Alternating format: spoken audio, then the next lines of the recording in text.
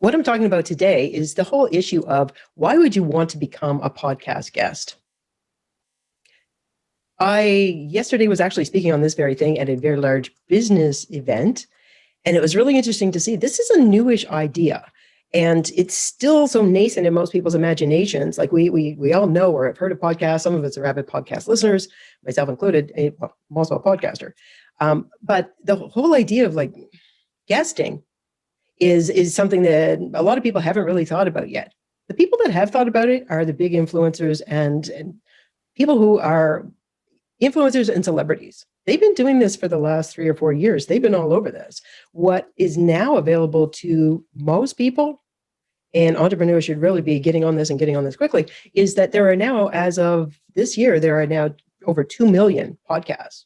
And not all of them can manage to come up with enough content on their own. So more than half of them are actually interview-based or partially interview-based podcasts. This is an opportunity for you. So why you might want to consider this, I actually put the question out in this event yesterday, and it was interesting to see about half of the people were all over this idea because it's all about building your brand. And the other half were, because the title of my talk was Why Become a Podcast Guest, for podcast guesting for PR, for profit, and for social proof. And some people got stuck on that. How do I get paid for this? How do I get paid? The profit isn't in that people are going to be paying you unless you're Matthew McConaughey, and there's only one of him. So you're not going to get paid for it per se, at least not yet. But the other people realized it was what this does to build your brand that is where the profit lies and is what's going to differentiate you from your competition. So when we were talking about that, we kind of got started with, all right, where's the PR in that? Podcasting and being on somebody's podcast is media. It's actual media. For some people, if you're not that familiar with it, or if you have your own platform that you listen to, say you get on Spotify and you listen to a podcast on your phone, what you're not thinking about, and I wasn't going to use this, but I am going to use this, is that when you're on a podcast, you are on every one of these channels. And we know that that they understand how powerful this is. Google's been in from the beginning, as has Amazon and iTunes. No, sorry, Amazon has just gotten in. Spotify got in last year. And Mark Cuban has just put millions and millions of dollars into a whole new generation of podcast platforms. This is big stuff. These are some of the biggest platforms on the planet. And you have your content and your stuff on here. This is the most amazing PR. You could not buy this in any other format without at least starting with 6 figures of spend for your ads. So the value for this for PR for your business is incredible. And while you might think, well, how can this possibly, just because I'm there? Well, when you compare it to, well, let me give you an example. I was speaking to a newish entrepreneur recently, and if we harken back to when it was we started getting into business, online business, there's so many moving parts. There's so many things you have to learn to run your business. And she was grappling with the whole marketing side. How do I market? Well, she got into somebody's course and they were teaching her how to market her small business, much like they've been teaching for the last 5 years. Get your CMR, your simple CMR, and start buying Facebook ads. That methodology worked 5 years ago. The ad spend that you put out on your, say, Facebook ads right now, or more expensive LinkedIn ads or YouTube ads, they are not returning even a tenth of what they were 5 years ago. So we are in a very crowded market that is since last year in particular, more cacophonous than it could have even been imagined at the beginning of 2020. In last year alone, in the United States, 4.4 million new businesses were registered and launched, and they are all on this space with us. We have just blown it up to a point where your message is not getting heard with using the old channels. So to do that old methodology and to do your Facebook ads and to bring them to your website is virtually meaningless when you consider that there are billions of other websites out there trying to do the exact same thing. However, when you're on these channels that I just had on screen there, every one of those channels is pushing their content and you are their content.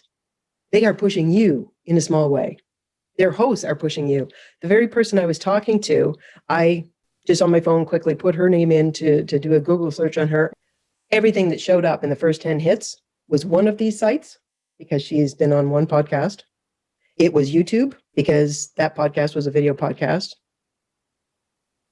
In amongst there was her Facebook profile. Out of 10 things, one was her social media, and her website did not show whatsoever. So just having that on there, just having your information out there on somebody's podcast is enormous. It's you, like I said, you could not buy this kind of PR. So, and media invites media. As we all know, everybody, every media content producer, be it, from the highest TV stations to newspapers to us, we are hustling to continue to create content over and over and over. And you notice when one story hits, then suddenly it's popping up on other media channels because they go, oh, that looks like a good story. And people are grabbing it. Once you make a real splash on a podcast, if you're an amazing guest, you're going to get invited to do more and more and more. And it's a ripple effect. The more you do, the more you're going to get invited. And what happens with that, and you'll notice if you go to any of your media influencers or coaches that you follow, you'll notice that a lot of them now have pages on their website that is like my podcast appearances. And they'll have 2, 5, 10, 20. Some people's have, I've actually was speaking to some people recently, and their goal was 100 podcast guest spots this year. They're not doing this because they have nothing better to do. They're doing it because they know what it does for their business.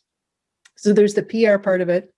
There's the profit part of it, because when you are on these podcasts and you're out there, and in addition to them pointing towards you, all of your links that you give, all of your keywords, all of your hashtags, your bio, instead of having it just on your website, it's now out there too. And having those inbound links pointing back to your website gives you incredible SEO. So you are now, when somebody Google searches, you're much more likely to show up just because you're a guest on a podcast. You're going to be attracting more clients. You're going to be growing your network. And what's really interesting is when you say, I'm growing my network, that's not the same as just say going on LinkedIn and growing your network. What you're actually doing is through the relationship that you have with the host of that podcast, you guys got to know each other. If it's a really diligent host, they now know a whole lot about you, and they spent time anywhere from 30 minutes to an hour to maybe 90 minutes hanging out with you, talking about you and your stuff. If you guys really clicked, you're now part of their world. You're now part of their network. You are tapping into a whole other network that you might not have even ever had access to. So when projects come up or new jobs come up or something's going on, you now are part of a network that is like, oh, what about her? She was amazing. She should be part of this. It's just blowing up your visibility into other networks. Think of it as raindrops running down the car window. When yours is running down there lonely and it hits another one, suddenly the momentum increases. And the more networks, the more raindrops you're connecting to, the more your momentum is increasing.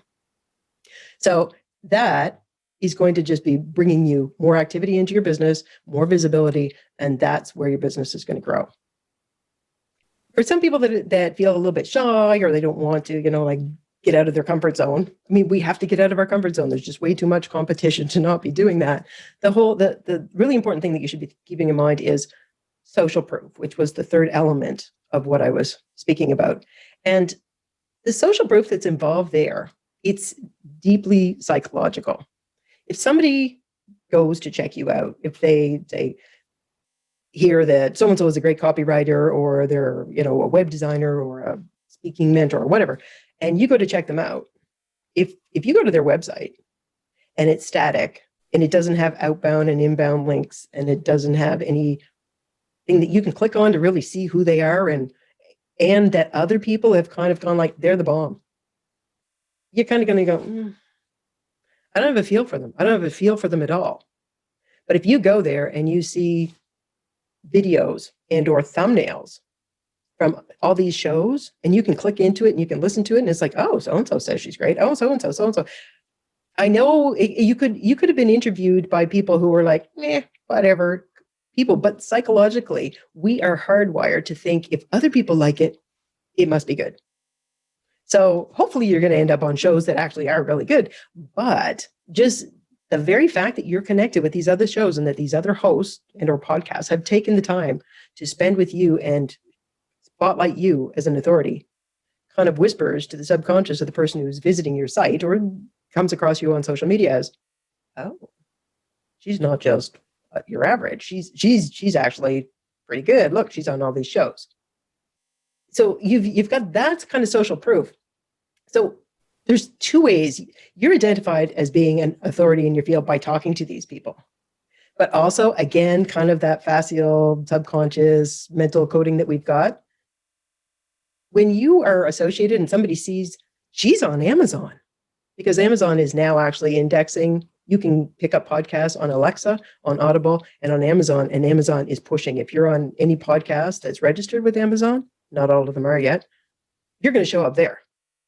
So if people are saying, oh my God, she's on Amazon, she's on Google, she's on Spotify, she's on Audible, she's on Stitcher, she's on iHeartRadio, could have just been one performance, but you are everywhere. And this has an incredible leveraging effect on how people perceive you. It's a small difference in what you are and who you are. You're still the same person, but to the person who's observing you and has just discovered you, you're somebody. And that's what we need. Our brand has to be recognized as being, you're somebody I want to do business with, you're the real deal. So podcasts can help you do that. The question has come up in the last couple of months, since podcasts have been identified as being, oh my God, the platform. The questions have come up, well, should I just not become a podcaster? And that I actually got asked that yesterday at the event I was speaking at. One of the women said, well, how many podcasts do I have to be a guest on before I start my own podcast? You can start your own podcast right out of the gate. And she said, until I feel like I have enough to say. The way you've got to look at it is, am I in this because I want to do a whole lot of work to create all this content? Because make no mistake, it will cost you at minimum, literally add multiple hundreds of hours to your yearly roster of things you have to do for your business. It's no small undertaking. Or you could still be harnessing all those channels and all that PR by just knowing what you're doing and showing up for 1 hour and being a great interview and being fun. Oh my God, what a great conversation that was.